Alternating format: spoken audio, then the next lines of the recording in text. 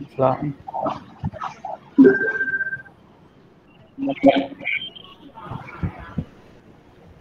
Yeah, Anand, you can start.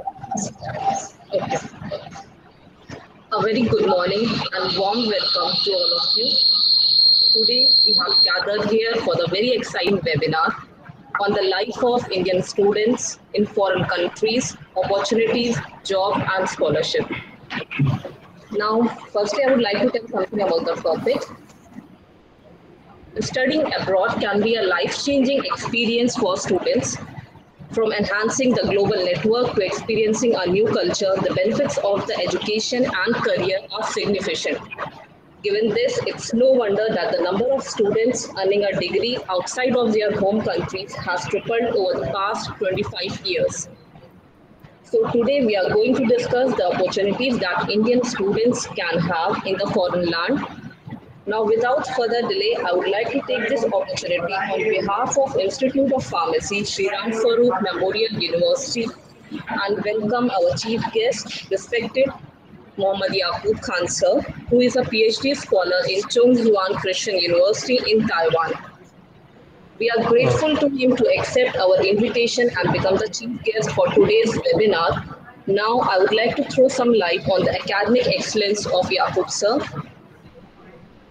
He has done his B.Pharm and M.Pharm from Uttar Pradesh Technical University, Lucknow.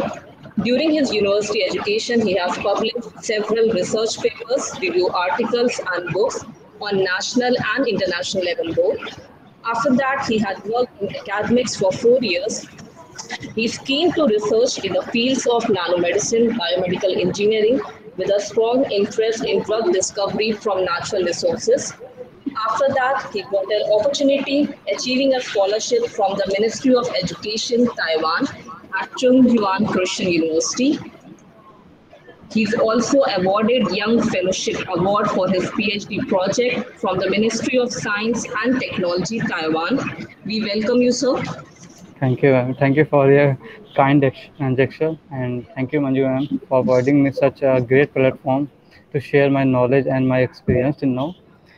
And welcome to all the students on this platform. I hope today webinar will be a successful and it will be fruitful for everyone. And this is the first time I'm using this software, so might be I'm not so much familiar with this software. So if there's any glitch in the network or something, just have a concern with me, and we will try to find the solution, and we will make this webinar as successful. And after this webinar also, if any of the students is interested in contacting me, I will provide my email address to them, and they can contact me, and they can ask the further I can helpful for them to solve the queries. So now I'm presenting. I have one PPT. Okay, sir, just a few minutes. Okay. Introduction is remaining. It is my absolute honor and privilege to welcome our Honorable Vice Chancellor, Sir, Pro Vice Chancellor, Sir, Registrar, Sir, and respected Deans and Directors of all the other departments. I would also like to welcome our respected Director of Institute of Pharmacy, Sri Ram Farooq Memorial University, Professor Dr. Manju Pandey ma'am, and would have appreciated to have taken such a great initiative for the students and making this webinar possible. I would also welcome respected faculty members, staff, and my dear students. Without further ado, I would like to request Professor Dr. Manju Pandey ma'am to welcome our speaker for today's webinar. Please, ma'am. Thank you, Anand. Good morning, Mr. Yaqub Khan, faculties, and my dear students. I, Dr. Manju Pandey, Director of Institute of Pharmacy of Sri Ram Farooq Memorial University, welcome you all in this webinar, which is the life of Indian students in foreign countries, scholarship, opportunities, and job. It's a great pleasure for me to introduce today's speaker, who is also my student and has done PG under my guidance. Actually, it's a matter of pride that due to his continuous effort, he got what he wanted. So today's subject of webinar is very interesting for our students who want to go to foreign for higher studies. So dear students, please join me in welcoming Mr. Yaqub Khan. And now I request to Mr. Yaqub, please continue the session and share the experience of his beautiful journey. Thank you. Thank you.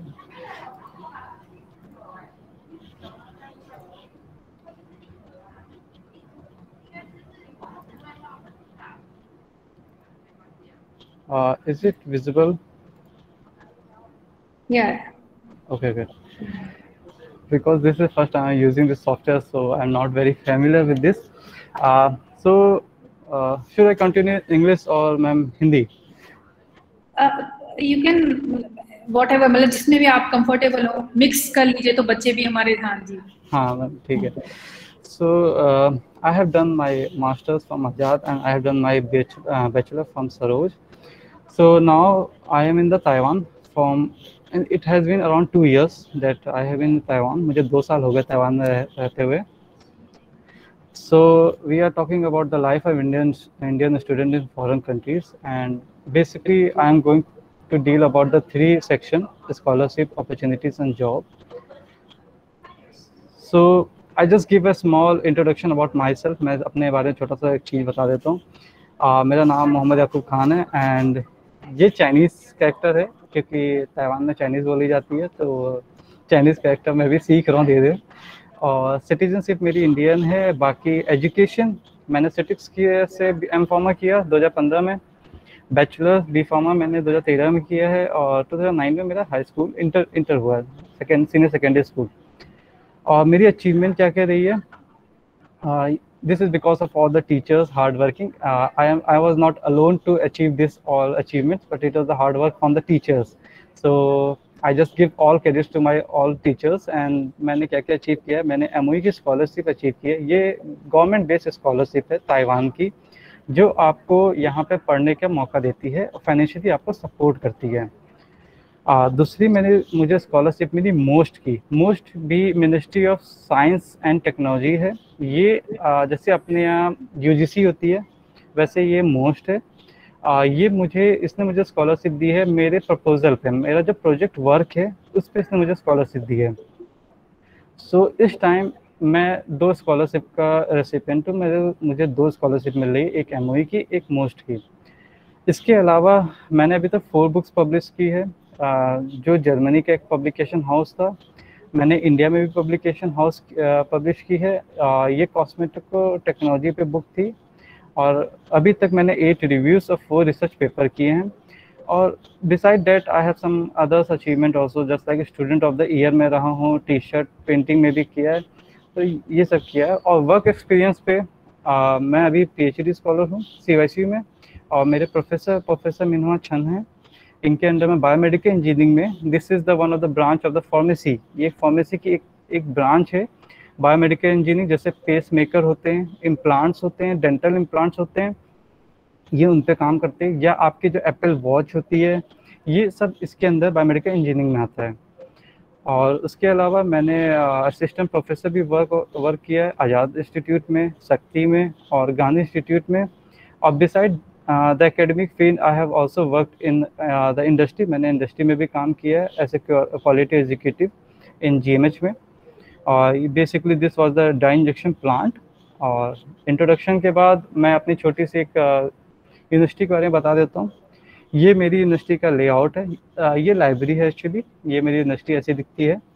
ये सिर्फ एक section है university का, पूरी university नहीं है. और मैं ब्लेस्ड हूँ कि मैं CYC में यहाँ पे इंटरनेशनल स्टूडेंट बहुत हैं, बहुत अच्छी कम्युनिटी है इंटरनेशनल स्टूडेंट की. हमें रोज़ नया कल्चर, नया फूड, नए लोग से मिलने का मौका मिलता है. मेरी आवाज़ आ रही है? Yes sir. ओके. बीच में मैम बता दीजिए क्योंकि नेटवर्क चला जाता है. Okay sir. मेरी यूनिवर्सिटी का नाम चोंगयांग किशन यूनिवर्सिटी है. मुझे भी 2 दिन लगे थे इसको एक्सपेल करने में, सीखने में, बोलने में. और ये 500 QS रैंकिंग इसके 500 के अंदर है. मतलब one of the best in 500 university आती है. ये यहाँ की प्राइवेट यूनिवर्सिटी है, ये यहाँ की गवर्नमेंट यूनिवर्सिटी नहीं है, ये यहाँ की प्राइवेट यूनिवर्सिटी है. और यहाँ से जॉब अपॉर्चुनिटी अच्छी मिलती है. और इसका जो मॉडल सिस्टम है यूनिवर्सिटी का, वो one of the best model system है ताइवान की. और यहाँ का MBA बहुत अच्छा है। और ये एक MBA की जैसे अपने AICTE होती, PCI होती है, इसी तरह यहाँ का MBA का होता है। ये एक बोर्ड है और यहाँ से एफिलिएटेड है MBA के लिए। और इंटरनेशनल कम्युनिटीज़ यहाँ बहुत है, Indonesian friend, Vietnamese friend, all over the world यहाँ पे फ्रेंड है। और आप रोज़ नए फ्रेंड से मिलेंगे। आपकी एसेंट, आपकी जो वे ऑफ टॉकिंग वो इतनी चेंज होती रहेगी, इतनी डाइवर्शन उसके अंदर, कि आपको रोज़ नया दिन मिलेगा आपको। और ये मेरी यूनिवर्सिटी की वेबसाइट है। और इसके बाद मैं अपनी लैब के छोटा सा इंट्रोडक्शन देता हूँ। ये मेरे फ्रेंड्स हैं, ये मेरे प्रोफेसर है एक्चुअली, और मैं ये हूँ, मैंने वेट कम कर लिया है, ये मैं हूँ। और ये सब मेरे कलीग्स हैं।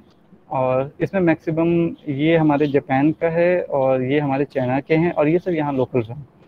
और ये जब यहाँ पे ग्रेजुएशन होती है तो इस तरह की आपको ड्रेस मिलती है और आपको ग्रेजुएशन सेरेमनी होती है। और मेरी लैब का जो नाम है वो small and control release lab है। हम बेसिकली नैनो पार्टिकल्स या मिसलेस या लिपोसोमल प्रोडक्ट्स पे काम करते हैं, तो इसलिए हमारी लैब का नाम small and control release lab है। और ये मेरी लैब की वेबसाइट है। If you are interested to know further about my lab, you can come to this website and you can log in and you can get more information about my lab। आप और information आपको मेरे lab के बारे में मिल जाएगा। और ये कुछ स्कैन बार है। तो ये छोटी सी इंट्रोडक्शन है। मेरी लैब एक्चुअली काम क्या करती है, हम डेंटल इम्प्लांट्स पे काम करते हैं। ये रेडियो सैनिटाइज़र, मतलब ये कैंसर ट्रीटमेंट के लिए काम होता है। माइक्रो नीडल थेरेपी, ये सिरिंज जो होती है इसका छोटा ही रूप है ये। और ये इलेक्ट्रोस्पिनिंग में जैसे आपको कोई पॉलीमर की लेयर बनानी हो या आपके किसी का बर्न हो गया हो, उस पर आपको ग्राफ्टिंग करनी हो हाथ के ऊपर, किसी का हाथ जल गया हो उसके ऊपर आपको आर्टिफिशियल स्किन लगानी हो, तो ये इस पे काम होता है। तो 4 मेजर हमारे पिलर से जो हमारी लैब काम करती है। अब मेन टॉपिक पे आते हैं कि मैंने ताइवान क्यों चूज़ किया। मैंने क्यों चूज़ किया, ताइवान का हेल्थ केयर सिस्टम बहुत अच्छा है। कोविड के केस में अगर मैं इंक्लूड करता हूँ तो मैं अदर कंट्री से अगर कंपेयर करता हूँ तो Taiwan one of the safe country रहा है अभी तक। और यहाँ पे सेमीकंडक्टर्स, एप्पल के चिप्स या आपके फ़ोन के जितने चिप्स हैं, M1 चिप्स या इंटेल चिप्स जितने बनते हैं वो सब यहाँ पे बनते हैं। और यहाँ पे आप अगर कहते हैं नया कुछ करना चाहते हैं तो यहाँ की गवर्नमेंट आपको बहुत सपोर्ट करती है। तो मैंने इससे ताइवान चूज़ किया। ये हमारा इंडिया है और ये छोटा सा ताइवान है। छोटा है पर बहुत ही अच्छा है। ये मेरा ये ताइवान है, ये इंडिया है। ये अराउंड लखनऊ से अराउंड 9000 किलोमीटर का पड़ेगा। और बाकी यहाँ पे फिफ्थ आती है ताइवान आपकी एजुकेशन में, आपके रिसर्च वर्क में ताइवान 5th नंबर पे है। और यहाँ पे अभी तक जो फॉरेन स्टूडेंट है वो 1,26,000 है। और ये day by days and year by years ये इंक्रीज़ होते जा रहे हैं। और यहाँ पे टोटल यूनिवर्सिटीज़ कितनी है, 153 टोटल यूनिवर्सिटीज़ है ऑल ओवर द ताइवान। और PhD परसेंटेज जो है यहाँ पे 73% है। All over the population of the students में से 73% पॉपुलेशन जो है वो PhD कर रही है यहाँ पे। तो आप देख सकते हैं कि यहाँ का स्टैंडर्ड कितना हाई हो गया है। अगर पॉपुलेशन, जो स्टूडेंट की पॉपुलेशन 73% अगर से PhD कर रही है तो यहाँ के लोग जो है एजुकेशन को बहुत ही वैल्यू करते हैं। तो now the thing is that apart from the Taiwan, अगर कोई किसी और कंट्री में जाना चाहता है तो उसको कैसे पता चलेगा कि वो कैसे जाए, मतलब वो कैसे यूनिवर्सिटीज़ को सर्च आउट करे। मुझे भी बेसिकली ये नहीं पता था जब मैं इंडिया में था, पर on the Google I have search, I talk to the many of the peoples and then I came to the final information and I am sharing with you. पहली बात तो हमारे इंडिया में ही बहुत सी यूनिवर्सिटीज़ हैं जो फेयर्स ऑर्गेनाइज करती है, जो प्राइवेट और या गवर्नमेंट बेस्ड यूनिवर्सिटीज़ से होती है, जहाँ पे आप इंटरनेशनल यूनिवर्सिटीज़ के बारे में जान सकते हैं। जैसे पंजाब नेशनल यूनिवर्सिटी थी, लखनऊ यूनिवर्सिटी थी, वहाँ पे भी time to time fair organise होती हैं, वहाँ की यूनिवर्सिटी ऑर्गेनाइज करती है। उनका कहते हैं कोलैबोरेशन होता है इंटरनेशनल यूनिवर्सिटीज़ से, और वो आपको कोलैबोरेटेड यूनिवर्सिटीज़ के बारे में बताती हैं। तो आपको थोड़ा सा न्यूज़पेपर पढ़ने की फिर आदत डालनी पड़ेगी अगर आपको बाहर आना है। सेकेंड थिंग, सबसे पावरफुल जो टूल है इस टाइम वो सोशल मीडिया है। तो आपको फेसबुक पे ग्रुप है, फेसबुक पे ग्रुप्स हैं, इंस्टाग्राम पे ग्रुप्स है और लिंक्डइन ये 3 ग्रुप्स हैं जहाँ पे आप कहते सर्च कर सकते हैं और वहाँ पे आपको ग्रुप्स में मिल जाएंगे लोग, और वहाँ पे आप कहते हैं उनको ज्वाइन करके अपने सवाल वहाँ पूछ सकते हैं। जैसे मैंने एक एग्जांपल दे रखा है, ये फेसबुक का पेज था और मैंने यहाँ पे सर्च किया study with scholarship in the Taiwan. तो इस तरह के आपके ग्रुप्स मिल जाएंगे, या study students, Indian students in Taiwan, या इंडियन स्टूडेंट इन यूएसए, आपको इस तरह के ग्रुप्स मिल जाएंगे। इसको आप ज्वाइन कर लीजिए और आप अपने क्वेरीज यहाँ पुटअप कर सकते हैं और हर लोग आपकी मदद करेंगे। तो ये 2 तरीके हो गए। तीसरा क्या है कि आप सीधे डायरेक्टली एम्बेसी को भी मैसेज कर सकते हैं। जैसे आपको यूएस जाना है तो आप यूएस के एम्बेसी को भी मैसेज कर सकते हैं कि मुझे इस यूनिवर्सिटी के बारे में फर्दर इन्फॉर्मेशन चाहिए, सर मैं किससे कॉन्टैक्ट करूँ। वो आपको रिस्पेक्टिव कॉन्टैक्ट पर्सन से आपको वो ट्रांसफ़र कर देंगे, आपको मेल एड्रेस उनके शेयर कर देंगे और आप उनसे भी पूछ सकते हैं। और सबसे इजी तरीका जो है वो गूगल पे जाइए और लिस्ट ऑफ द यूनिवर्सिटीज़ को सर्च करिए और फिर इस यूनिवर्सिटीज़ की इंडिविजुअली आप पता करिए कि इसमें क्या क्या चीज़ें हैं और कैसे कैसे आप एडमिशन ले सकते हैं। ये तरीके हैं कि कैसे आप यूनिवर्सिटीज़ को ढूंढ सकते हैं। उसके बाद अगर आपने यूनिवर्सिटीज़ ढूंढ ली, आपने कोई फॉर एग्जांपल आपने इटली की कोई यूनिवर्सिटी ढूंढ लिया है और आपको क्या क्या करना चाहिए उसको वहाँ पे एडमिशन पाने के लिए। सबसे पहली बात तो या तो फाइनल ईयर के आप स्टूडेंट हो या तो आपके कहते हैं पास आउट हो गए हो, तो ये आपके पास डिग्री और मार्कशीट आपके पास होनी चाहिए।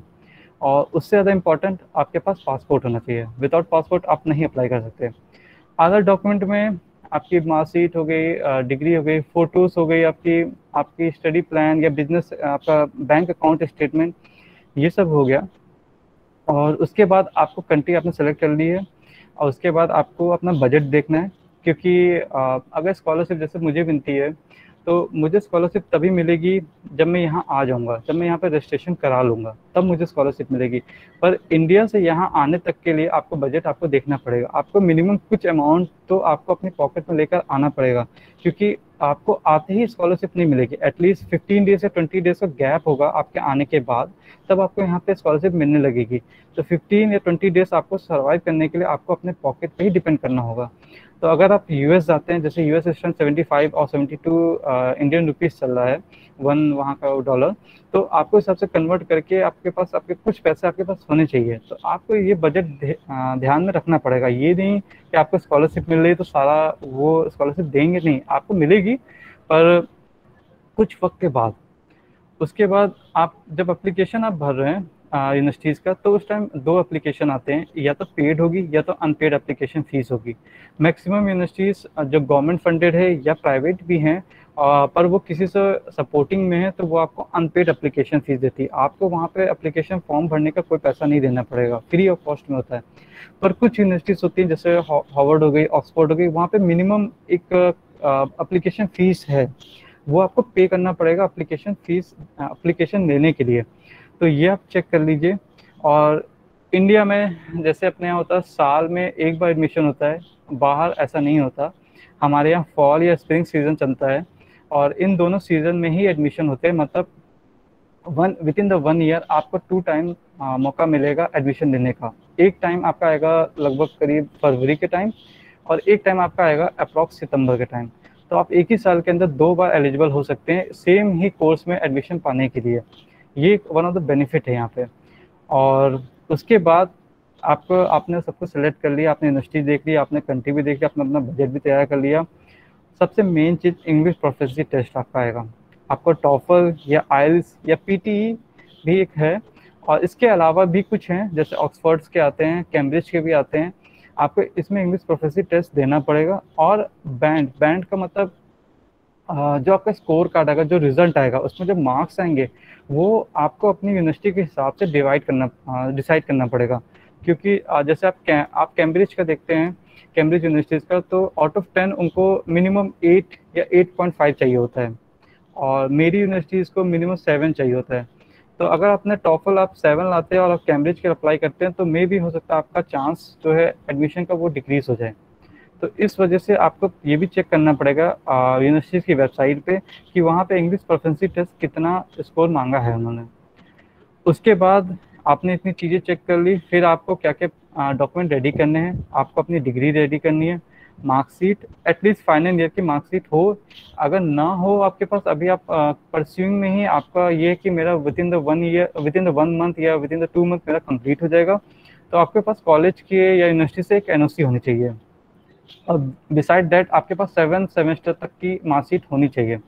आपका passport, English score card, study plan में ये आपसे एक हाइपोथेटिकल एक आपसे स्टडी प्लान बनवाते हैं कि आप अगर हमारे यहाँ पीएचडी या मास्टर्स या अंडरग्रेड करने आ रहे हैं तो आप 4 इयर्स या 2 इयर्स या 1 आपका 4 इयर्स में आप क्या क्या करेंगे। तो आपको एक हाइपोथेटिकल प्लान बना के इनको देना होता है कि मैं 4 साल आपके पास आऊँगा, मेरा ये टॉपिक होना चाहिए और इस टॉपिक में मैं पर ईयर ये काम करूँगा। और उसके बाद आपका बैंक स्टेटमेंट, आपकी फ़ोटोग्राफ्स और अदर जो यूनिवर्सिटी नीड हो, जो यूनिवर्सिटी अदर चीज़ें मांग रही हैं वो आपको पूरा करना होगा। उसके बाद उनके ऑनलाइन एप्लीकेशन फॉर्म भर दीजिए यूनिवर्सिटीज़ की, ये चेक कर लीजिएगा उसकी फ्री में है कि आपको पैसे उसके देने हैं। और कभी कभार ऐसा होता है, जैसे मेरी यूनिवर्सिटी में तो नहीं हुआ, पर कभी कभार ऐसा होता है कि आपको हार्ड कॉपी भी भेजनी पड़ जाती है। तो आपको इंडिया से बाय पोस्ट आपको यूएस या आपको जापान या सिंगापुर जहाँ भी आप अप्लाई कर रहे हैं वहाँ पे आपको हार्ड कॉपी यूनिवर्सिटीज़ को भेजनी पड़ सकती है। तो ये चीज़ भी आपको थोड़ा ध्यान देना पड़ेगा। उसके बाद हमको स्कॉलरशिप कैसे मिलनी चाहिए वो मैं भी आगे बताऊँगा। अभी तक हमने ये बात की कि हमको यूनिवर्सिटीज़ कैसे ढूंढनी चाहिए और यूनिवर्सिटी में एडमिशन कैसे मिलना चाहिए। उसके बाद जब आपने हार्ड कॉपी भेज दिया या आपने ऑनलाइन एडमिशन फॉर्म सबमिट कर दिया, आपको वेट करना होगा फाइनल रिजल्ट आने का।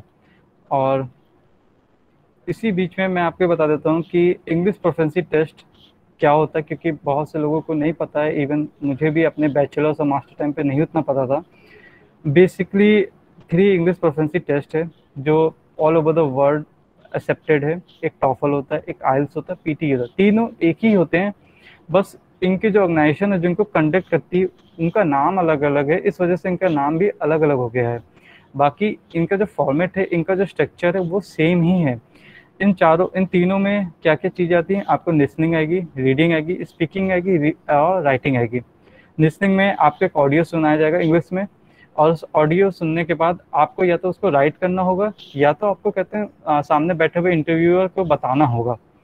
रीडिंग में क्या होगा, आपको पैराग्राफ दे दिया जाएगा, उसको पढ़ना होगा, उस पर बेस आपके पास सवाल होंगे, उसका आपको आंसर लिखना होगा। स्पीकिंग में क्या होगा, आपसे कोई जनरल टॉपिक पे आपसे बात की जाएगी, जैसे आप यूएसए क्यों जाना चाहते हैं, इंटरव्यूअर आपसे पूछ लेगा आप यूएसए क्यों जाना चाहते हैं, आप पीएचडी करने के बाद क्या करेंगे या आप मास्टर्स करने के बाद क्या करेंगे, आपकी फैमिली मेम्बर्स में कौन कौन है। तो ये बेसिकली आपसे सवाल वो पूछेंगे और बस वो ये चेक करेंगे कि आपकी फ्लुएंसी कितनी अच्छी है, आपकी प्रोनाउंसिएशन कितनी अच्छी है, क्या वो आपको सही से सुन पा रहे कि नहीं सुन पा रहे, वो आपसे चेक करेंगे। राइटिंग में क्या होगा, वो आपसे एक सेक्शन दे देंगे, एक एस्से दे देंगे कि आप अपने बारे बताइए, या आप इंडिया के बारे में बताइए, या आप यूएस में आपको क्या चीज़ें पसंद हैं, या आपको ताइवान आना तो ताइवान में क्या चीज़ें पसंद है, वो आपसे 4 चीज़ें इन तरह से पूछ सकते हैं। उसके बाद अब इसके मटेरियल्स कहाँ से मिलेंगे पढ़ने के लिए, टॉफल आइल्स के लिए इसकी बहुत सी कोचिंग भी है। मैंने इसको दिया था और मैंने पीटी ही दिया था। पीटी में मेरे रैंक ये आउट ऑफ 9 होता है, मतलब 90 होता है, और मेरी इसमें 70 आई थी स्कोर कार्ड, और मैंने कोई कोचिंग नहीं की थी इसके लिए। इसके मुझे तो नहीं लगता इसके लिए कोई कोचिंग करनी चाहिए, जो मेरा था। बाकी अगर किसी को लगता है तो वो बेसिकली जा सकता है। इसका मटेरियल आपको इनकी ही वेबसाइट पे इसके टेस्ट मटेरियल्स अवेलेबल है फ्री ऑफ कॉस्ट में, और कुछ के पैसे पड़ते हैं अगर आपको हाई लेवल पे जाना है, बाकी वैसे फ्री ऑफ कॉस्ट में है। आप वहाँ से डाउनलोड कर सकते हैं या वहाँ से टेस्ट सीरीज़ भी आप फॉलो अप कर सकते हैं। उसके बिसाइड आपको यूट्यूब पे बहुत से चैनल्स हैं, बहुत से यूट्यूबर हैं, बहुत से स्टडी मटेरियल्स है जो आपको यूट्यूब पे मिलते भी हैं। मैंने भी ट्राई किया है और मुझे नहीं लगता कि आपको इसके अलावा कोई कोचिंग या करने जो होते, आपको बस इन्वायरमेंट चाहिए। तो आप कॉलेज में हैं, आप अपने फैकल्टीज मेंबर्स से, अपने फ्रेंड्स से आप कम्युनिकेट करने की कोशिश करिए इंग्लिश में। उसके बाद इसके एग्जामिनेशन कब कब होते हैं, पीटी टॉफल इनके एग्जामिनेशन हर वीक होते हैं, एवरी मंथ के। इनके एग्जामिनेशन की कोई रिस्पेक्टिव डेट नहीं होती, कोई इनका ऐसा नहीं है कि सिर्फ 6 मंथ बाद होंगे, ऐसा कुछ नहीं है। इनके एग्जामिनेशन हर वीक होते हैं और आप हर वीक इनके बैठ सकते हैं। और मेरे वक्त पे मैंने इसको दिया था 2018 में। उस टाइम इनकी जो एवरेज फीस थी वो 14,000 इंडियन रुपीज़ थी। 14,000 इंडियन रुपीज़ में सिर्फ आपको एग्जामिनेशन में बैठने का और देने का ही मिलेगा, उसके अलावा आपको कुछ नहीं मिलेगा, ना कोई स्टडी मटेरियल मिलेगा, कोई सपोर्ट नहीं मिलेगा, सिर्फ आप एग्जामिनेशन बैठ के एग्जामिनेशन दे सकते हैं 14,000 में। और इसकी मिनिमम जो आइडेंटिफिकेशन प्रूफ है वो पासपोर्ट है। अगर आपके पास पासपोर्ट नहीं है वैलिड तो आप टॉफल या आइल्स या पीटी नहीं दे सकते। आप आधार कार्ड या वोटर आईडी कार्ड या आपके पास ड्राइविंग लाइसेंस या स्टूडेंट आईडी कार्ड, इन सब पे नहीं चलता है। आपके पास मिनिमम जो प्रूफ होना चाहिए वो पासपोर्ट होना चाहिए। और एक बार पास आउट होने के बाद ये जो स्कोर है ये 2 ईयर्स के लिए वैलिड होता है। तो अगर आप प्लान कर रहे हैं कि मुझे कहते हैं मेरा ये फाइनल ईयर है और मुझे इसके बाद कहते हैं बाहर आना है, उसके बाद मुझे बाहर के एजुकेशन में जाना है, तो आप उसी हिसाब से अपना 2 ईयर्स जोड़ लीजिए। जैसे 3rd ईयर में जो स्टूडेंट है वो भी दे सकता है, क्योंकि 4th ईयर एक फर्स्ट ईयर हो गया और जब वो यहाँ आना चाहेगा तो उसका 2nd ईयर हो जाएगा ये। तो इस हिसाब से आप अपने आप को इम्प्रूव कर सकते हैं। ये मैंने एक एग्जाम्पल दे रखा है PTE का। ऐसे ही इसका लेआउट आता है जिसमें आपका लिसनिंग का, रीडिंग का, स्पीकिंग का, राइटिंग का, एक कम्युनिकेशन स्किल का ओवरऑल स्कोर आ जाएगा। ये आउट ऑफ 90 है। और इसी तरह आपका ग्रामर का, ओरम फ्लुएंसी का, प्रोनाउंसिएशन का, स्पेलिंग का, वोकैबुलरी का और रिटन का, ये इसका स्कोर होगा और ये फाइनल स्कोर आ जाएगा आपका। तो ये ऐसे ही कहते हैं आपका लेआउट आएगा पीटी का, और सेम टू सेम ऐसे ही आपका टॉफल और आइल्स का भी आएगा। और ये कुछ वेबसाइट्स हैं, ये टॉफल की वेबसाइट्स है, ये आइल्स की वेबसाइट है, ये पीटी का। मैं ये पीपीटी बाद में शेयर कर दूंगा मैम को, और आप वहाँ से ले सकते हैं। और फर्दर इस वेबसाइट पे जाके आप देख सकते हैं। उसके बाद आपका एडमिशन हो गया, आप फॉरेन कंट्री भी आपका मिल गया और आपको इंग्लिश प्रोफिशिएंसी टेस्ट भी आपका हो गया। अब आता है स्कॉलरशिप, जो सबसे इम्पोर्टेंट है, क्योंकि मैं तो मिडिल क्लास से था तो स्कॉलरशिप मेरे बहुत इंपॉर्टेंट थी। और सीरियसली बोलूँ तो बाहर बहुत एक्सपेंसिव है, अगर आप सेल्फ फंडेड हैं तो बहुत एक्सपेंसिव है। तो यूनिवर्सिटीज़ स्कॉलरशिप 2 टाइप की होती है मेजर। एक होती है यूनिवर्सिटी बेस्ड स्कॉलरशिप और एक होती है government based scholarship. Government means not the Indian government, government means जो आप जिस कंट्री में जा रहे हो वहाँ की स्कॉलरशिप, वहाँ की गवर्नमेंट स्कॉलरशिप आपको देगी। तो यूनिवर्सिटी बेस्ड स्कॉलरशिप जो होती है वो आपको, जब आप एप्लीकेशन फॉर्म भर रहे हैं अपने एडमिशन के ही लिए, उसी टाइम पे आपको एक अदर सेक्शन में आपके पास ऑप्शन आ जाएगा कि आपको यूनिवर्सिटी बेस्ड स्कॉलरशिप चाहिए कि नहीं चाहिए। अगर आपको चाहिए तो आप उसमें टिक कर दीजिए और उसमें इंफॉर्मेशन अपनी फिलअप कर दीजिए और एडमिशन फॉर्म के साथ वो सबमिट कर दीजिए। और यूनिवर्सिटी बेस्ड स्कॉलरशिप आपके साथ में भी हो सकता है आपका इंटरव्यू हो। इंटरव्यू में आपसे बेसिक ही पूछा जाएगा। पहला इंटरव्यू राउंड आपका जैसे HR होता है, यहाँ पे आपका इंटरनेशनल डिपार्टमेंट ऑफिस होता है, वो आपसे इंटरव्यू लेगा, आपका बेसिक नॉलेज पूछेगा कि आप क्या करते हैं। आप अगर यहाँ आते हैं और बाई चांस अगर यूनिवर्सिटी स्कॉलरशिप आपको 2 महीने बाद या साल भर बाद आपको नहीं मिलती, 1 महीने या कुछ हफ्तों के लिए, तो आप कैसे यहाँ रहेंगे, आपके पास बजट कितना है, आपके फैमिली मेम्बर्स क्या करते हैं, आपकी एजुकेशन कितनी थी, वो आपसे बेसिकली ये पूछेंगे। उसके बाद अगर आप उसमें पास हो जाते हैं तो फर्दर आपका इंटरव्यू होगा आपके डिपार्टमेंट ऑफिस के हेड से, जो कि आपका प्रोफेसर होंगे।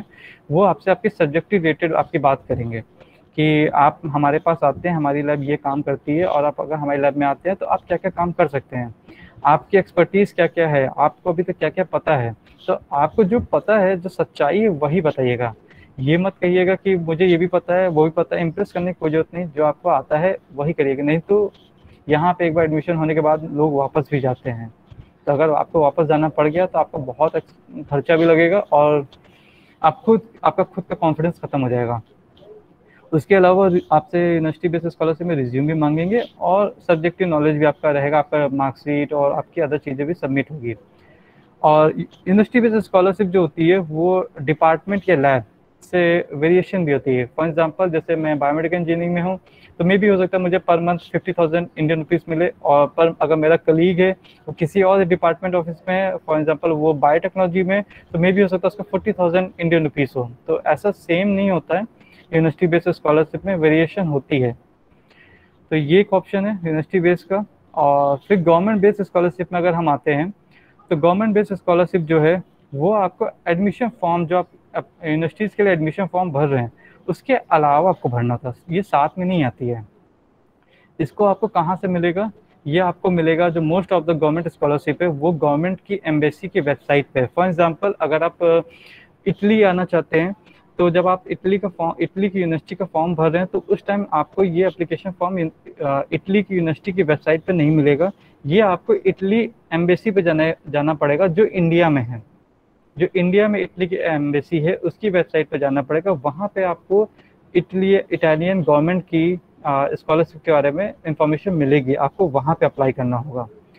और ये भी सेम टू सेम आपकी यूनिवर्सिटी बेस्ड स्कॉलरशिप की ही तरह है।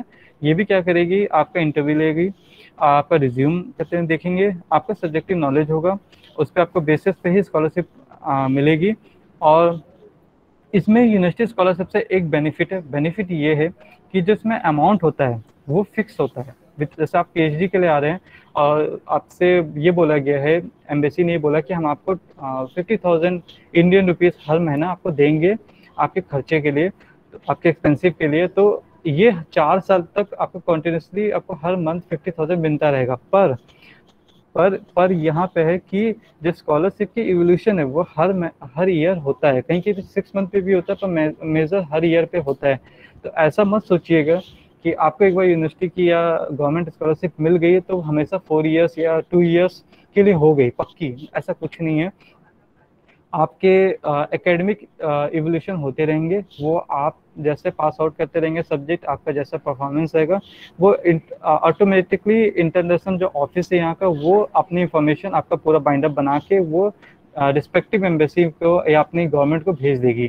तो आपको कुछ करना नहीं होगा, पर ये नहीं होगा कि आप यहाँ आए और आप कहीं पार्टी करने लगे या कहीं आप कहीं चिल आउट कर रहे हैं और आपने पढ़ना छोड़ दिया, या आप किसी और चीज़ में लग गए, या आप पार्ट टाइम जॉब में की जगह आप कहते हैं फुल टाइम जॉब करने लगे।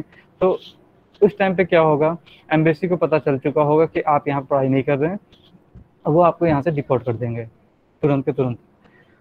ये एक स्कॉलरशिप का है। मैंने कुछ एग्जाम्पल सेट किए हैं, जैसे ताइवान गवर्नमेंट स्कॉलरशिप है।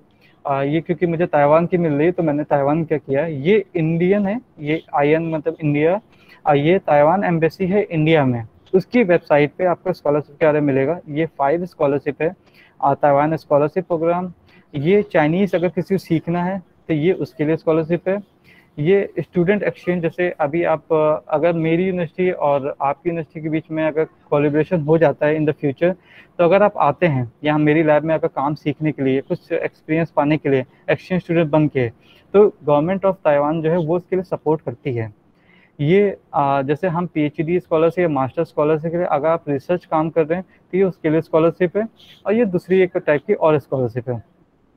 तो ताइवानीज गवर्नमेंट जो है वो 5 स्कॉलरशिप देती है, डिफरेंट कैटेगरीज से उनके लिए, आपको जो सूटेबल लगे आप उसके लिए अप्लाई कर सकते हैं। और जैसे मैंने एक स्कॉलरशिप का आपको दिखाया है, ताइवान स्कॉलरशिप प्रोग्राम है, ये ताइवान स्कॉलरशिप प्रोग्राम है। इसके अंदर आपको क्या मिलेगा, 40,000 NTD ये आपको हर सेमेस्टर पे करेंगे आपके एक्सपेंसेस के लिए, जिसमें आपकी ट्यूशन फीस और मिसलेनियस आपके एक्सपेंसेस है वो आप इसमें से 40,000 NTD में से आप दे सकते हैं। 40,000 NTD का इंडियन रुपीस में अगर आप देखते हैं तो ये अप्रॉक्स लगभग करीब 1.5 लाख आता है। और उसके अलावा आपको रहने के लिए मंथली जो लिविंग एक्सपेंसेस मिलेगी या अलाउंस मिलेगी वो आपका मास्टर्स के लिए 15,000 है, और PhD के लिए 20,000 मीन्स अराउंड 60,000 इंडियन रुपीज़, ये आपको मंथली मिलेगा आपके खर्चे पाने के लिए। और आप देख सकते हैं कि ये 4 इयर्स के लिए है, आपके अंडरग्रेड प्रोग्राम्स के लिए, अंडर ग्रेजुएट प्रोग्राम्स के लिए, मतलब आप अगर आपको BTech B.Pharma इस तरह के प्रोग्राम्स पे आना है तो 4 साल आपको मिलेंगे, और ये 2 साल के लिए मास्टर्स के लिए है, और ये 4 इयर्स आपके PhD के लिए है। पर ये हर ईयर इवोल्यूशन में जाती है, ऐसा नहीं है कि अगर आपको एक बार 40,000 और 20,000 मिलना चालू हो गई, आपको मिल रही है कॉन्टिन्यूसली वे में, तो आप ये सोचिए कि नहीं अब ये रिवूक नहीं होगी, ये रुकेगी नहीं, ऐसा नहीं है। अगर आप सही से काम नहीं करेंगे, आप सही से अटेंटिव नहीं हैं, तो ये आपकी बंद भी हो सकती है। और ये एक एग्जांपल है जो मेरी यूनिवर्सिटीज़ देती है, ये यूनिवर्सिटी बेस्ड स्कॉलरशिप है, जिसमें कि इंटरनेशनल और चाइनीज़ मतलब मेनलैंड जो चाइना के लोग हैं, जो मेन चाइना है वहाँ के लोगों के लिए स्कॉलरशिप है, और हमारे जैसे लोगों के लिए स्कॉलरशिप इंटरनेशनल के लिए। इसमें ये आपको क्या देती है, इसमें आपको 16,000 आपको पे करती है। अब यहाँ पे 20,000 हुआ करता था, यहाँ पे घट के 16,000 हो गया। और ये आपकी पूरी ट्यूशन फीस कवर नहीं करते, ये सिर्फ 50% कवर करेंगे और 50% फीस अदर में कवर करेंगे। कभी कभार पीएचडी के लिए पूरी कहते हैं ये कवर कर देते हैं, पर बेसिकली मास्टर्स और अंडरग्रेड के लिए ये पूरा कवर नहीं करते ट्यूशन फीस। आपको 16,000 देंगे, उसमें से ही आपको रिमेनिंग 50% जो बचा ट्यूशन फीस वो आपको पे करनी पड़ेगी। या तो आप घर से बोरो करिए या तो आप यहाँ से पे करिए। पर ये डिफरेंस है कि एक गवर्नमेंट स्कॉलरशिप और एक यूनिवर्सिटी बेस्ड स्कॉलरशिप में क्या अंतर है। तो मेरे हिसाब से अभी तक जो मैंने देखा है उसमें मुझे यही पता चलता है कि जो गवर्नमेंट स्कॉलरशिप वो one of the best scholarship है अगर आप फॉरेन कंट्री में पढ़ने जा रहे हैं तो। हाँ, अगर आप फैमिली से, आपका फैमिली बैकग्राउंड थोड़ा स्ट्रॉन्ग है फाइनेंशियली, तो आपको अगर गवर्नमेंट स्कॉलरशिप नहीं मिलती है तो आप यूनिवर्सिटी बेस्ड स्कॉलरशिप में भी आ सकते हैं, क्योंकि आपको 50% ट्यूशन फीस आपको मास्टर्स और अंडरग्रेड में ही मिलेगी, सिर्फ 50% ही कवर करेंगे। बाकी का रिमेनिंग 50% आपको या तो आपकी जो 16,000 मिल रहा है उससे पे करिए या तो आप घर से बोरो करिए। और मैंने इन दोनों की वेबसाइट दे रखी है, आपको अगर फर्दर इंफॉर्मेशन या आपको बस ये चेकआउट करना कि कैसे होती है, कैसे दिखती है, क्या क्या क्राइटेरिया है उसके एलिजिबिलिटी के लिए, तो आप इस पर जा सकते हैं। उसके अलावा मैंने एमओई की मेरी जो स्कॉलरशिप मिली थी, ये मेरी गवर्नमेंट स्कॉलरशिप है, उसका मैंने एक प्रूफ दिया हुआ है। ये प्रूफ है, ये मेरा नाम है और ये मुझे ये चाइनीज़ में, हालांकि मुझे भी ज़्यादा समझ में नहीं आई चाइनीज़ अभी तक, पर ये इंग्लिश में है। ये मुझे दिल्ली में मिली थी।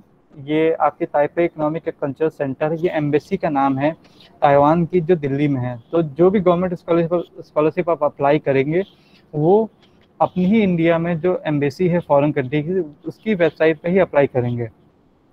और इसमें मुझे जो स्कॉलरशिप मिली है एमओई की वो 2019 से 2023 तक मिली है। तो 4 इयर्स की मुझे स्कॉलरशिप मिली है पीएचडी करने के लिए।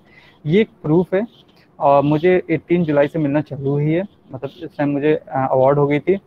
और उसके अलावा अगर आप पार्ट टाइम जॉब करना चाहते हैं फॉरेन कंट्री में, बहुत ऐसा होता है कि हमारे एक्सपेंसेस हम नहीं पूरा कर पाते हैं, तो अगर हम पार्ट टाइम जॉब करना चाहते हैं तो उसके लिए भी आपके पास ऑप्शन है।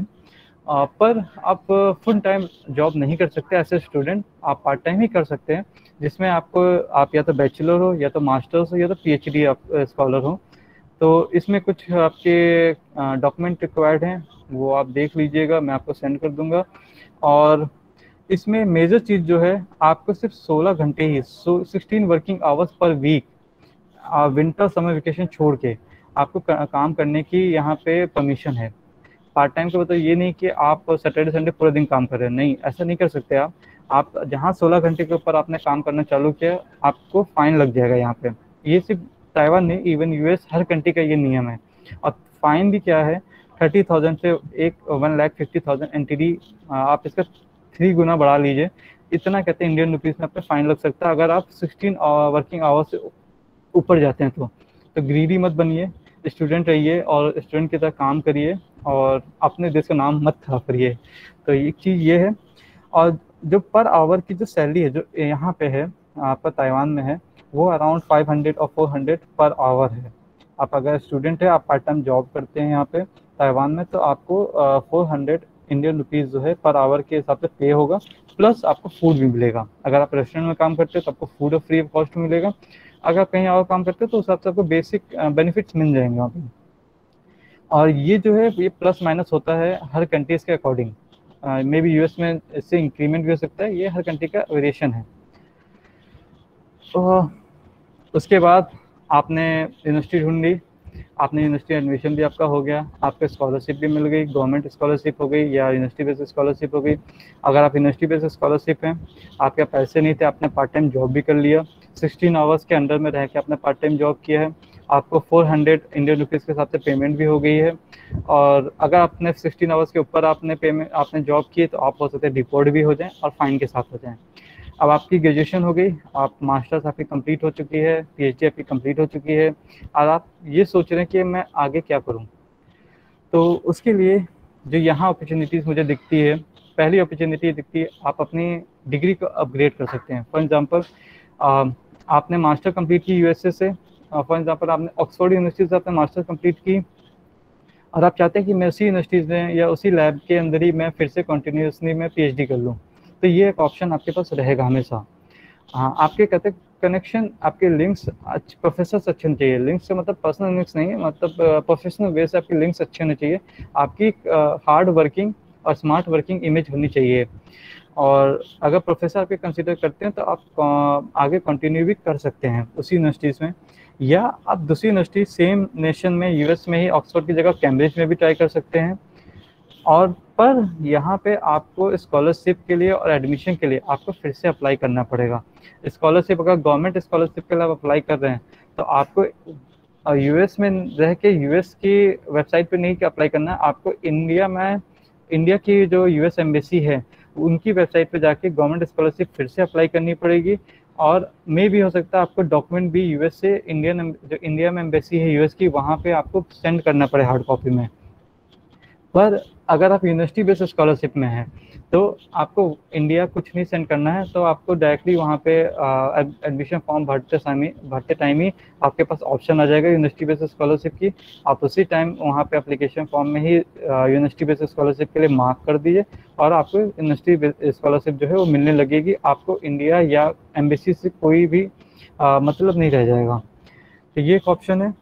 दूसरा ऑप्शन क्या है कि आप दूसरे देश या दूसरे नेशन में जा सकते हैं। फॉर एग्जांपल, मैं ताइवान में हूँ और मेरा गोल ये है कि after completing my PhD in Taiwan I will looking further for USA और जापान। तो मैं ये काम कर सकता हूँ। सेकेंड थिंग, सेम वे पे आपको फिर से स्कॉलरशिप के लिए अप्लाई करनी पड़ेगी। या तो आप यूनिवर्सिटी बेस्ड स्कॉलरशिप पे जाइए या तो उनकी जापानीज गवर्नमेंट स्कॉलरशिप पे जाइए। जापानीज गवर्नमेंट के लिए अगर मुझे स्कॉलरशिप के लिए अप्लाई करनी है तो मैं ताइवान में रह के ताइवान में जो जापानीज एम्बेसी में वहाँ नहीं अप्लाई कर सकता, मुझे फिर से इंडिया ही में जो जापानीज एम्बेसी है वहाँ पे अप्लाई करनी पड़ेगी ऑनलाइन। और अगर यूनिवर्सिटी बेस्ड स्कॉलरशिप मुझे चाहिए जापान में तो कोई प्रॉब्लम नहीं है, आप सीधे एप्लीकेशन फॉर्म के टाइम ही आप सीधे फिलअप कर दीजिए कि मुझे आपकी यूनिवर्सिटी बेस्ड स्कॉलरशिप चाहिए। आप इंटरव्यू दीजिए, आपको इंडिया में जो जापान एम्बेसी उससे आपसे कोई रिलेशनशिप नहीं रखने की जरूरत है, आपका डायरेक्टली एडमिशन हो जाएगा और आप अगर लकी हैं तो आपको एडमिशन भी और स्कॉलरशिप भी मिल जाएगी। तीसरी अपॉर्चुनिटी जो मिलती है, आप यहाँ पे जो लोकल कंपनीज है या जो एमएनसी है यहाँ की, वहाँ पे आप जॉब के लिए अप्लाई कर सकते हैं। जैसे ताइवान सेमीकंडक्टर्स और बायोमेडिकल जो प्रोडक्ट हैं उसमें बहुत अच्छा है, उसमें वन ऑफ द बेस्ट है ये। तो आप यहाँ पे भी जॉब अप्लाई कर सकते हैं और आपको एक बेनिफिट मिलेगा। हमेशा बेनिफिट ये रहेगी जॉब इंटरव्यू में, क्योंकि आप यहाँ पे आप रह के 2 साल या 4 साल या आपके बैचलर में आपने 4 साल, मास्टर्स में 2 साल या पीएचडी में आपने 4 साल आपने यहाँ आप रहे हैं, तो आपको यहाँ की लैंग्वेज और जो यहाँ का वर्क कल्चर एटीट्यूड है वो आपको पता है as compare to those person who are still residing in India. जो अभी भी इंडिया में रह रहे हैं, वहाँ से जो अप्लाई कर रहे हैं ताइवान या जापान या यूएस में आने के लिए, उनके कंपेरिजन आपको एक हमेशा प्लस पॉइंट रहेगा, क्योंकि आप उस देश में रह चुके हैं अपनी एजुकेशन के टाइम। तो आपको उनकी लैंग्वेज पता है, आपको उनका वर्क कल्चर पता है, आपको उनके फूड से प्रॉब्लम नहीं है, आप उनके हर तरीके से आप कंफर्टेबल हैं उनके लिए। तो as compare to the other people जो अभी भी इंडिया में रह के अप्लाई कर रहे हैं या किसी और कंट्री में रह के अप्लाई कर रहे हैं, उनके कंपेरिजन में आपका सिलेक्शन का जो रेट होगा वो हमेशा इंक्रीज रहेगा। तो एक बेनिफिट ये है आपका। दूसरा क्या है कि आपको जॉब, अगर आप लोकल ही कंट्री में, ताइवान में ही अगर आप जॉब देखना चाहते हैं, यूएस में देखना चाहते हैं, जिस कंट्री में आप पढ़ रहे हैं, तो वहाँ क्या होता है कि यूनिवर्सिटी जो है वो डिफरेंट जॉब फेयर्स के बारे में आपको अलर्ट करती रहेगी। वो डिफरेंट जॉब फेयर ऑर्गेनाइज करती रहेगी। जैसे अपने इंडिया में होता है जॉब फेयर, यहाँ भी जॉब फेयर्स होते हैं, कंपनी आती हैं और जॉब इंटरव्यू होते हैं, वहाँ पे आप जा सकते हैं और ये फ्री ऑफ कॉस्ट में भी होते हैं, कुछ के पैसे भी लगते हैं। या यूनिवर्सिटी जो है आपको जॉब रिलेटेड पोस्ट जो है उनकी वेबसाइट पे या उनका ग्रुप बना होता है व्हाट्सएप पे या फेसबुक पे, वहाँ पे भी पोस्ट करते रहते हैं, जहाँ पे आप फर्दर इंफॉर्मेशन पा सकते हैं। एक 2 ऑप्शन ये हो गए। या तो आप वापस जाइए इंडिया या अपने होम कंट्री में, और वहाँ पे फर्दर जो जॉब आप देखना चाहते हैं वहाँ पे भी जॉब आप देख सकते हैं। एक ये भी आपके पास ऑप्शन है। और ये ऑप्शन हो गया जब आप कंप्लीट आपकी डिग्री हो चुकी होगी तब के।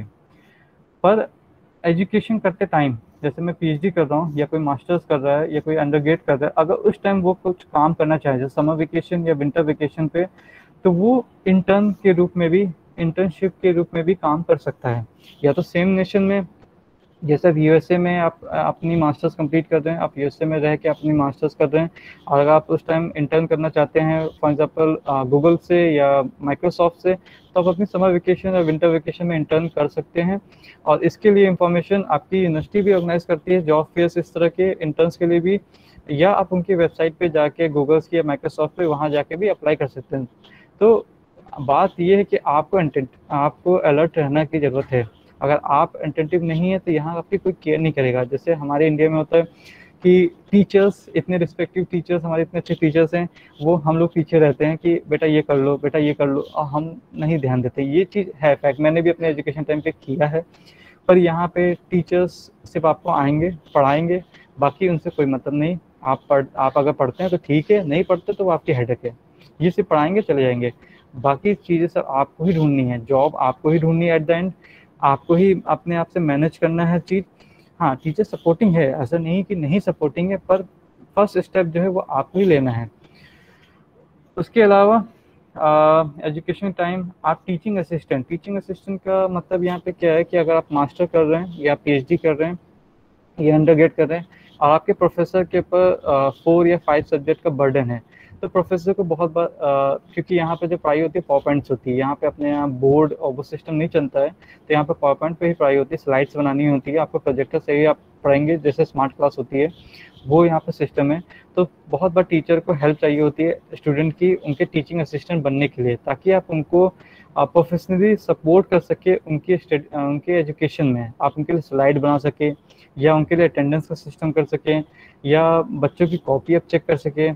तो उसके लिए भी यहाँ पे वैकेंसी निकलती है यूनिवर्सिटीज़ में, आप उसमें भी जॉब कर सकते हैं टीचिंग असिस्टेंट के लिए। और ये जो है ये 12 ऑफ द मंथ रहती है, ये 12 महीने रहेगी। ये इंटर्न की तरह विंटर या समर वेकेशन पे नहीं होती है। जब तक कॉलेज चलेगा तब तक आप ये जॉब कर सकते हैं। हाँ, इसके लिए आपको वर्क परमिट की ज़रूरत होती है। तो वर्क परमिट जहाँ आप लेंगे तो फिर वही बात हो जाएगी कि आप 16 आवर्स से ऊपर टीचिंग असिस्टेंट की जॉब नहीं कर सकते एक वीक में। मतलब ये नहीं कर सकते कि आपने 10 टीचर के टीचिंग असिस्टेंट बन गए, नहीं, आप ऐसा नहीं कर सकते। आप 1 या 2 ही टीचर असिस्टेंट बनेंगे टीचर के लिए, और 16 घंटे के ऊपर आप काम नहीं कर सकते हैं एक वीक में। तो ये आपको माइंड में रखना पड़ेगा टीचिंग असिस्टेंट के वक्त भी।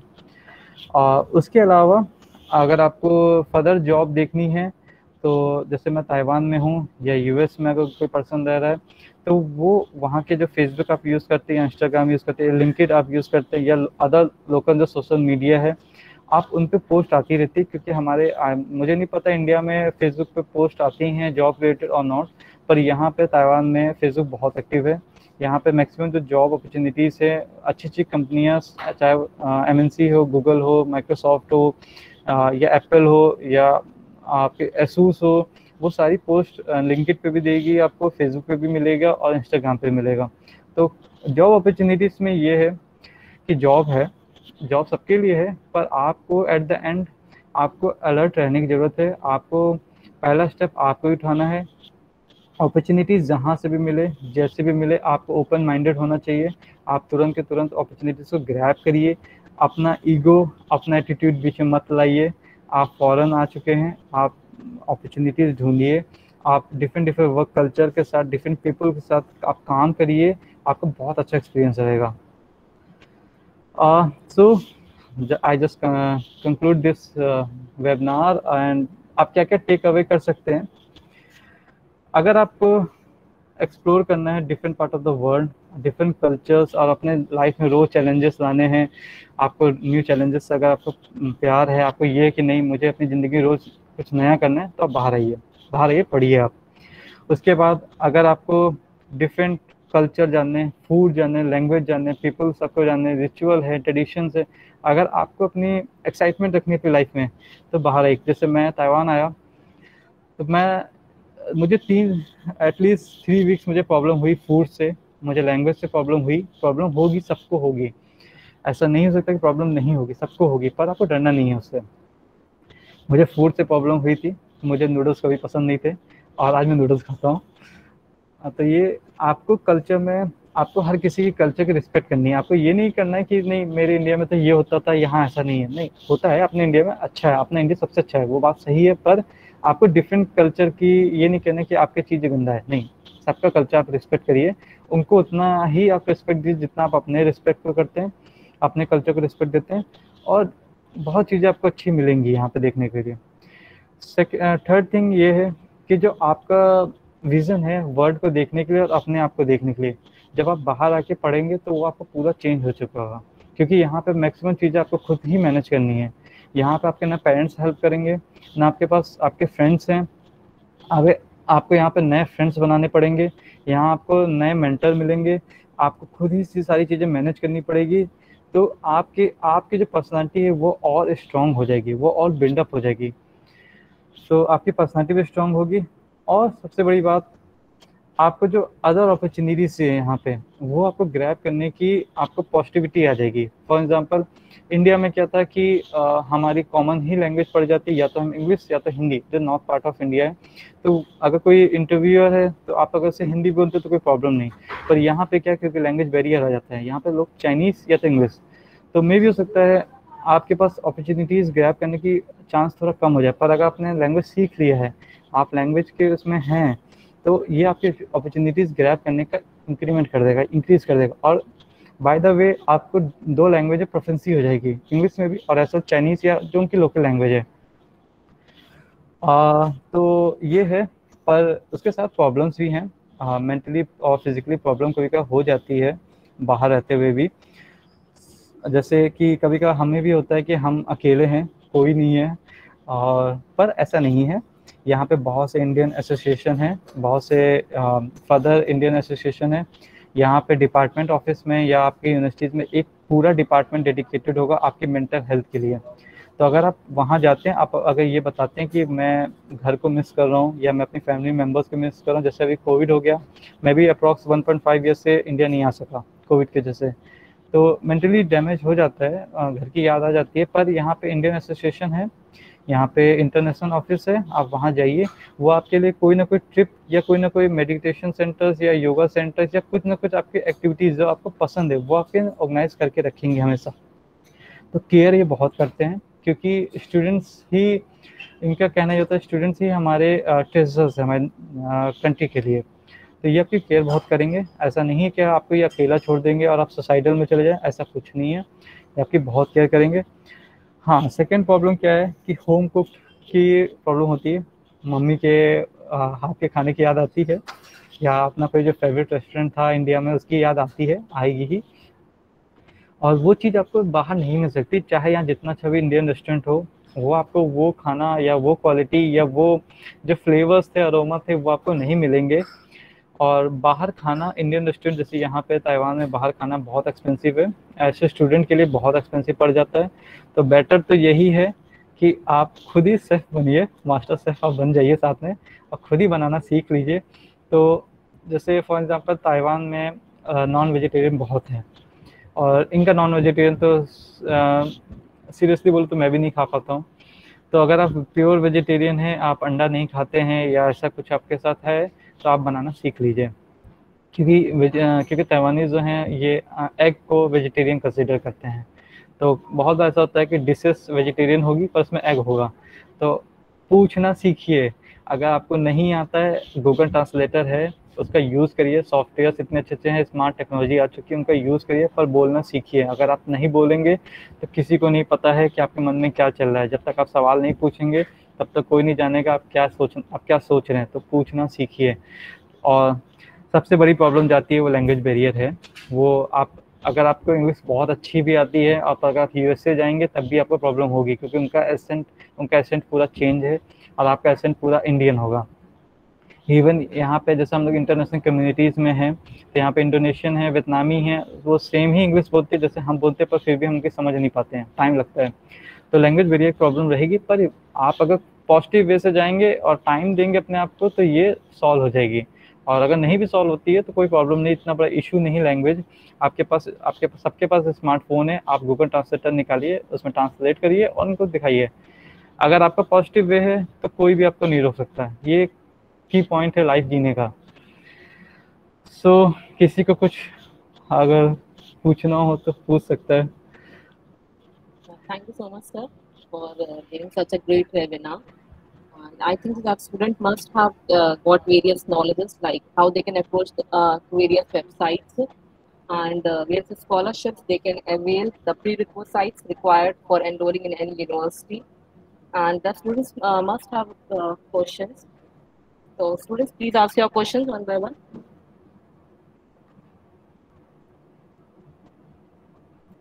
Adnan? Yes, ma'am. Good afternoon, sir. Good morning, sir. Good morning. Sir, what problem faced by Indian student in the foreign country? And sir, what is the basic difference between Indian and foreign students? देखिए, वैसे कोई basic difference नहीं है, ठीक है। ये आपके सिर्फ देखने नजरिया है, बाकी वैसे कोई डिफरेंस नहीं है अगर आप कलर को इम्पोर्टेंस नहीं देते हैं तो, ठीक है। अगर आप रेसिस्ट नहीं है तो बाकी वैसे कोई डिफरेंस नहीं है, सब कुछ सेम है। और अगर आप, मैं फ्रैंकली अगर बोलूँ तो मुझे लगता है कि हम इंडियन स्टूडेंट ज़्यादा बेटर हैं, क्योंकि हमने बहुत चीज़ें देखी हैं, हमारे फैमिली मेम्बर्स ने हमने बहुत चीज़ देखी है, हमारे पीछे हमारी फैमिली मेम्बर्स है, टीचर्स हैं जो सपोर्टिंग है। यहाँ पे वैसा नहीं होता, यहाँ भी है पर उतना नहीं है, ठीक, एज कम्पेयर टू इंडिया। सो हमारी जो रूट्स है ना इंडियंस की, वो बहुत स्ट्रॉन्ग है, ठीक। हम जो है हर परिस्थिति में जो है ना भूल जाते हैं, ये हमारी सबसे अच्छी है। अगर आप पॉजिटिव है ना तो कोई प्रॉब्लम नहीं आएगी लाइफ में। और अगर आप एजुकेशन पे देखते हैं कि हाँ उनका एजुकेशन कैसा डिफरेंस है, हमारा एजुकेशन कैसा डिफरेंस है, हाँ तो थोड़ा डिफरेंस है, क्योंकि आप डेवलप कंट्री में आ रहे हैं तो डेवलप का मतलब ही डेवलप है। अभी हम डेवलपिंग में चल रहे हैं इंडिया, और ये डेवलप है, तो यहाँ पे वो इंस्ट्रूमेंटेशन आपको ईजिली मिल जाएंगे जो आपको इंडिया में शायद नहीं मिले, ठीक। पर ऐसा नहीं है कि उस इंडिया में चीज़ें नहीं हो रही हैं, पर उसका हमारे यहाँ जो कहते हैं जुगाड़ टेक्नोलॉजी, तो वो उससे चल रही है हमारे यहाँ भी, ठीक है। तो यही एक इंडिया की खासियत भी है कि हमारे जुगाड़ टेक्नोलॉजी है, और इसी वजह से हमारे जो इंडियन स्टूडेंट है वो हर जगह सर्वाइव भी कर जाते हैं। आप ग्रीनलैंड देख लीजिए, आइसलैंड देख लीजिए, जो सबसे ज़्यादा ठंडा है, ठीक, वहाँ भी आपको इंडियंस मिल जाएंगे। Yes, sir. Okay, sir. Thank you, sir. Thank you.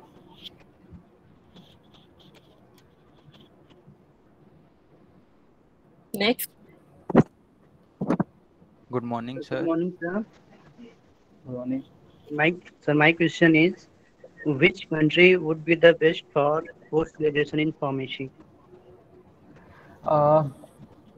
Pharmacy के लिए सबसे अच्छा कंट्री कहाँ से है? ये बहुत से फैक्टर पर डिसाइड करता है।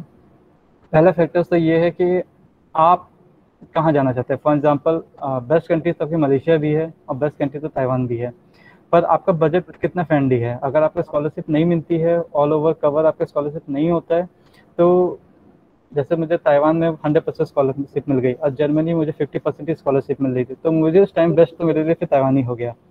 और डेवलप कंट्री दोनों ही हैं, जर्मनी भी डेवलप है, ताइवान भी डेवलप है, तो बेस्ट तो नहीं कह सकता, पर यह है कि आप कितना उसमें से अपने आप के कितना आप रिकवर कर पा रहे हैं, कितना आप सीख पा रहे हैं, वो आपके लिए सबसे ज़्यादा बेस्ट है।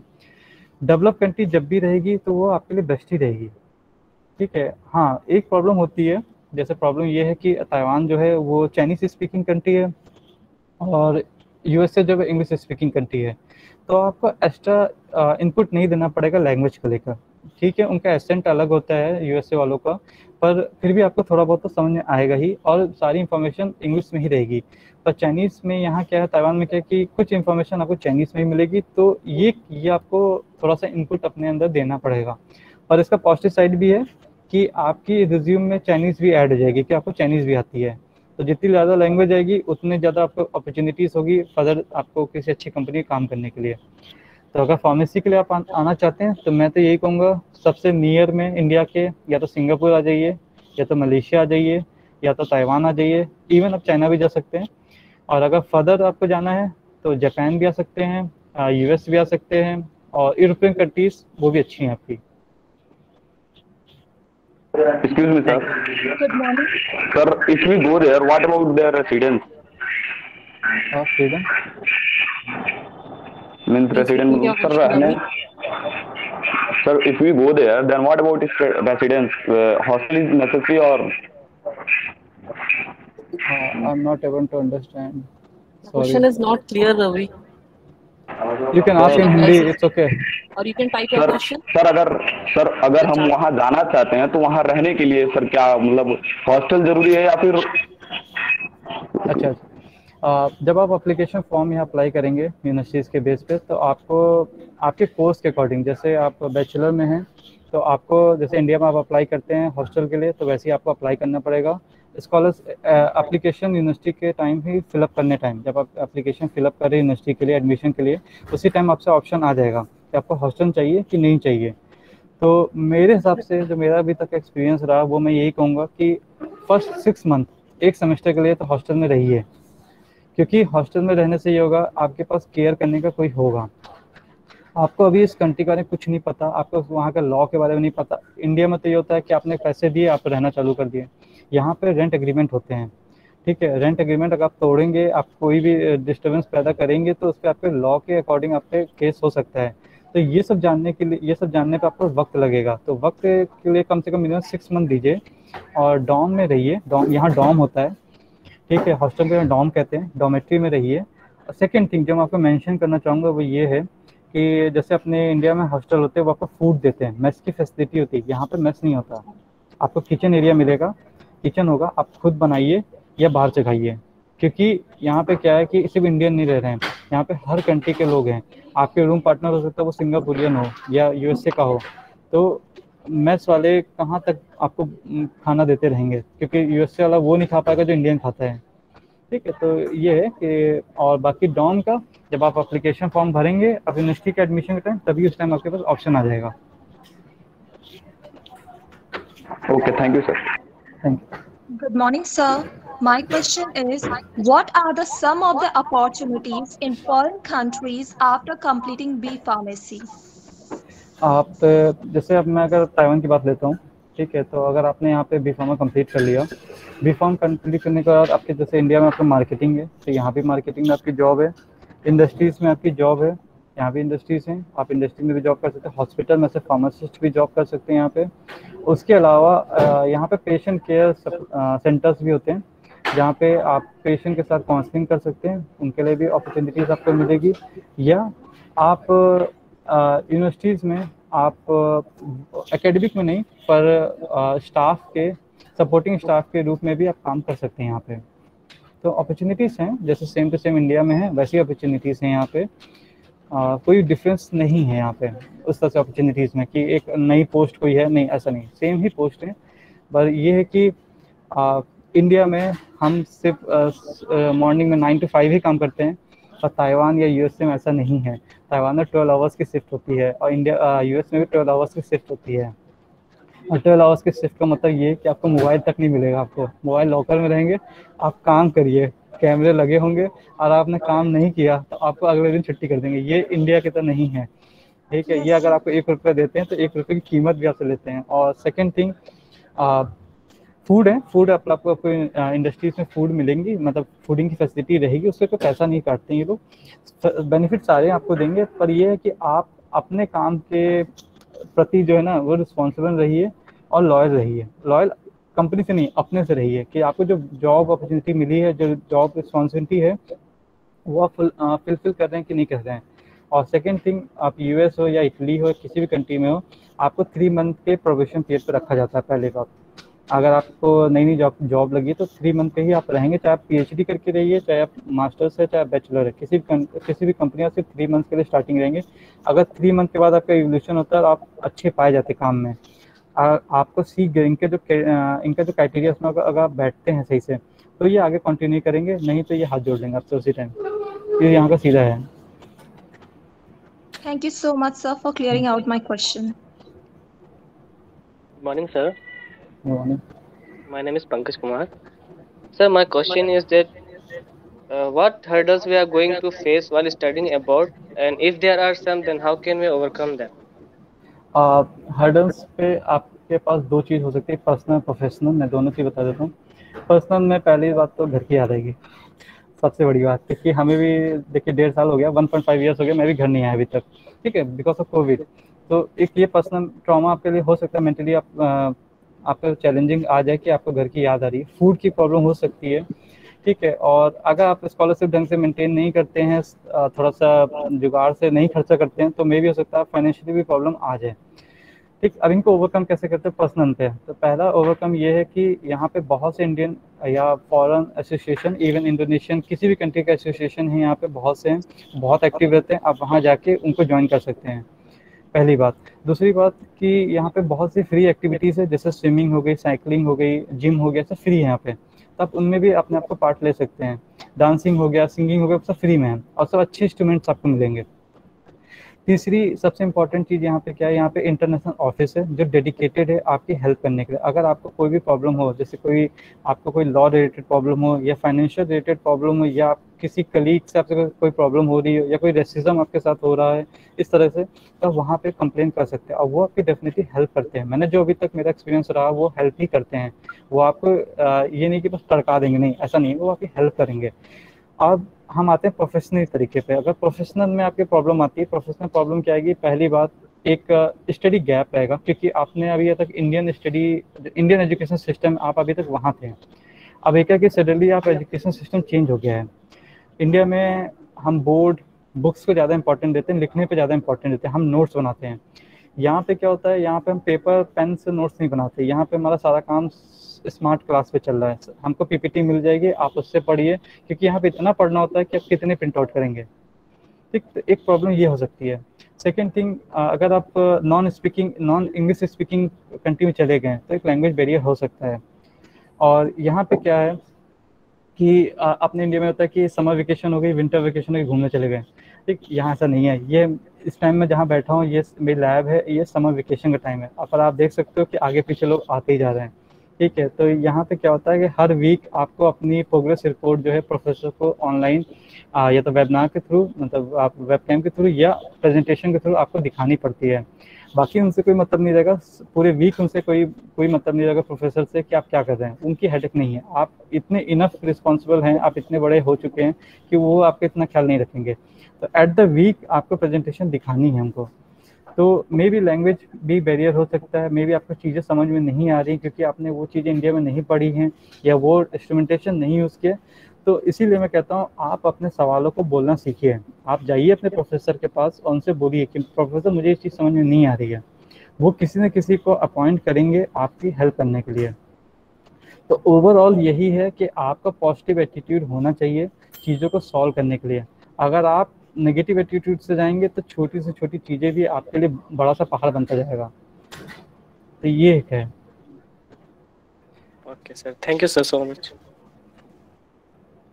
Good morning, sir. Good morning. Sir, according to you, India has more job opportunities of foreign country in the field of pharmacy? मेरे हिसाब से तो दोनों ही में जॉब है। ऐसा मैं नहीं कह सकता कि इंडिया में जॉब कम है या बाहर जॉब कम है। हाँ, बस फ़र्क इतना है कि इंडिया में कुछ टेक्नोलॉजी आने में भी टाइम लगता है और foreign at least means develop country, if you are talking about the develop country, वहाँ पे वो टेक्नोलॉजी आ चुकी है। तो आप अपने स्किल को हमेशा ही इम्प्रूव करने की अगर आप उसमें हैं तो आप दोनों ही कंट्री में आपका जॉब अपॉर्चुनिटी सेम है। हाँ, कभी का कुछ रेगुलेशन की वजह से जॉब अपॉर्चुनिटीज आपको नहीं मिल सकती, थोड़ा टैकल होता है, पर अगर पॉजिटिव वे से आप हैं तो दोनों में ही अपॉर्चुनिटीज़ हैं। हमारे यहाँ IITs भी हैं। ठीक है, अगर आप कॉलेज से कंपेरिजन करें तो NIT भी है, हमारे IIT भी, IIM भी है, तो जो यहाँ के कॉलेज से बहुत बेटर है। तो आप ये नहीं कह सकते कि नहीं इंडिया में चीज़ नहीं है, वो नहीं। आपको अपॉर्चुनिटीज़ जहाँ भी मिले, चाहे वो इंडिया में छोटे से ही जगह पे मिले, अगर अपॉर्चुनिटीज़ अच्छी है आप उसको तुरंत ग्रैब करिए, कभी कंपेयर मत करिए। Yes, sir. Thank you, sir. Okay, sir. Thank you so much. I think so now all the questions and queries have been answered clearly, and it was indeed great webinar. Now I would like to request our director, ma'am, to give vote of thanks. Thank you, Yakub. And first of all, I would like to express my sincere thanks to you and for speaking to students. And I think today's webinar, which was on studies in the foreign countries, was full of knowledge and interesting facts, like कैसे हमको budget maintain करना है, how to apply for the scholarship, and how to retain this scholarship throughout your career, throughout your studies. काफ़ी सारी चीज़ें बताई जो in fact मुझे भी नहीं पता थी। Thank you, and I am quite sure that the precious knowledge that you given us will definitely help our students in their Yes. dreams and their dreams. वो उनको जो है जरूर follow करेंगे. And I also want to thank Anam, who is the coordinator of this webinar. And thank you, students, for presenting here, for paying your attention and learning. And thank you again, Mr. Yaqub. Thank you. Look forward Thank you. to hearing from you soon. And thank you. Thank you again. Thank you, ma'am. for your time. Thank you, ma'am. So giving me such extreme platform for sharing my knowledge, ma'am. Thank you, ma'am. And I will share this PPT on your WhatsApp Please, group or please. mail. And if anyone further want to contact me, they can contact me on my mail ID or my WhatsApp also. But not too much crowdy. But on my WhatsApp, it's okay for me. Yeah. Okay. Thank you, ma'am. Thank you. Thank you.